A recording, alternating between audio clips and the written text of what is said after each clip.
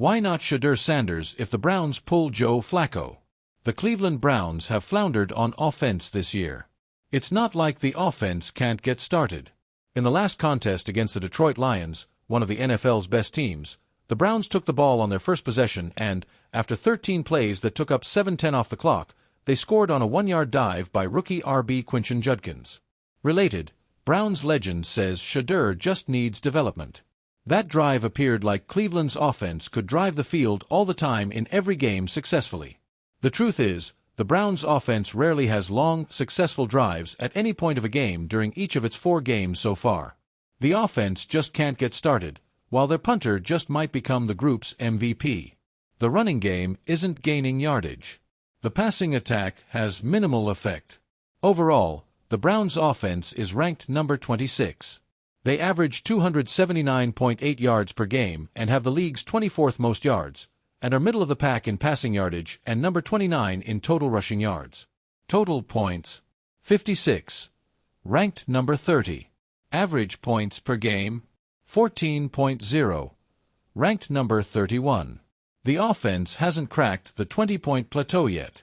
QB Joe Flacco is ranked number 18 in total passing yards, 815, number 43 in average yards per attempt, 5.1, number 2 in attempts, 160, number 4 with completions, 93, number 34 in completion percentage, 58.1, just 2 TD passes against 6 interceptions, ranked number 2. Number 20 in passes that convert into first downs, and sacked 9 times, number 8.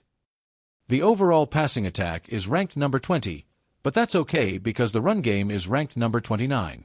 To be fair, both starting offensive tackles have been injured, and their backups have been inserted. Neither Cornelius Lucas nor KT Leviston has been good.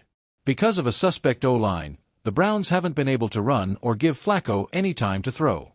Related, Browns, Packers Brownies and Frownies, Lucas and Leviston. Rewind to 2023. The Browns were having issues at quarterback with Deshaun Watson. Backup Dorian Thompson-Robinson wasn't getting it done after Watson became injured.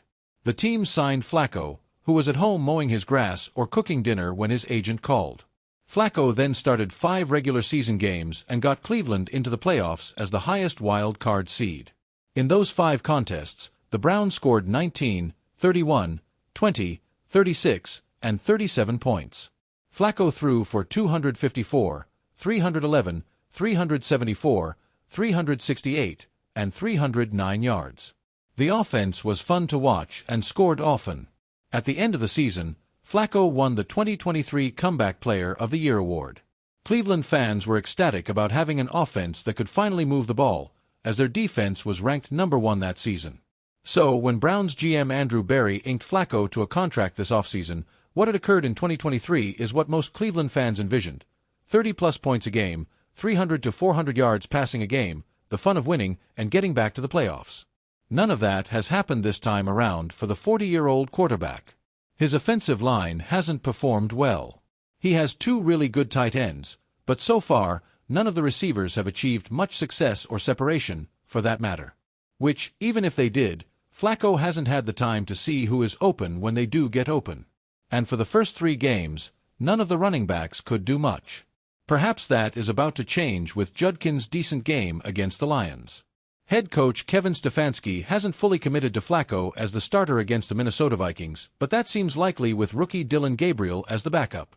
Fellow rookie SHEDEUR'S Sanders has secured QB3, while Bailey Zapp is on the practice squad. If Flacco and this offense aren't moving the ball against the Vikings, what if the Browns inserted another quarterback instead? And what if it isn't Gabriel? The SHEDEUR effect. Every eye in the NFL has been watching the Browns' quarterback situation since the beginning of training camp. Not to see if Cleveland would name a guy in his 40s as their starting quarterback, or if Deshaun Watson would end up on IR, or if the Browns would retain a signal caller that isn't 6 feet tall. Nope, fans of the Browns, and folks who suddenly became fans of the Browns, wanted to see how SHEDEUR was doing. In the end, the Cleveland coaches kept Sanders on their main roster. He has since been evaluated and is listed as the 3rd QB. In 2 games so far, Gabriel has played in mop-up when the Browns were getting killed. Meanwhile, in all 4 games, SHEDEUR was on the inactive game list. This means he can suit up, warm up, stand on the sidelines during games, go into the locker room at the half, and enter the field at the conclusion of the contest to say hello to friends and former teammates. He ultimately becomes the emergency quarterback. After being declared inactive, the only way he can play is if both Flacco and Gabriel become injured in that game. What if Sanders was active for the Vikings game? And what if Stefanski sent him onto the field instead of Gabriel?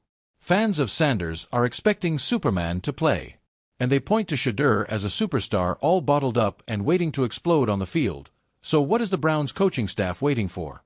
Another 10-point game with the 142 passing yards Flacco had against the Green Bay Packers? Opposing critics state that the coaching staff is around Sanders every day in practices, and is all they can base their decisions on. And so far, he hasn't shown them any inclination that he can move an offense in a live game, and instead, at this juncture, requires development. The public, the future is now. Fans of the Browns, and especially new fans of the Browns who came on board to root for Sanders, are making a statement that by simply starting Sanders and the coaching staff will be amazed by the results. Of course, these are some of the same fans who wanted him to be under center in Week 1.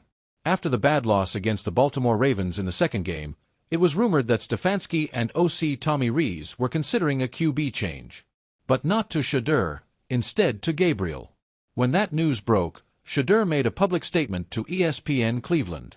"I know if you see the quarterback play in the league right now, I know I'm capable of doing better than that." Gabriel entered the Ravens contest down 41-10. He came in the fourth quarter with 4:43 remaining and started at his own 35. After 3 runs, including a 31-yard scamper by Judkins, Gabriel threw his first NFL pass, a 6-yard completion to Jamari Thrash on a 3rd and 4 situation. Isaiah Bond then secured another 6-yard gain as the Browns were now on Baltimore's 14-yard line. On the next play, Gabriel found RB Dylan Sampson for an 8-yard touchdown. Gabriel's stats were 3-3 for 19 yards, 1 TD without any turnovers, 0 sacks, and a 132.6 QB rating. In the Detroit game, he was 0-1 without any other stats. That is a small sample size of Gabriel.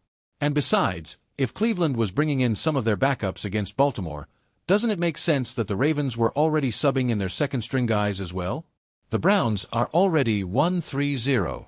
They play the Vikings and the Pittsburgh Steelers next, which are 2 good teams. After that, their opponents are weaker, such as the Miami Dolphins and New England Patriots. What better way to test to see what they have in SHEDEUR than to stick him in a half and let him rip? Or dies trying. If this season becomes a carbon copy of last year and finishes with double-digit losses, it will just become a matter of time before the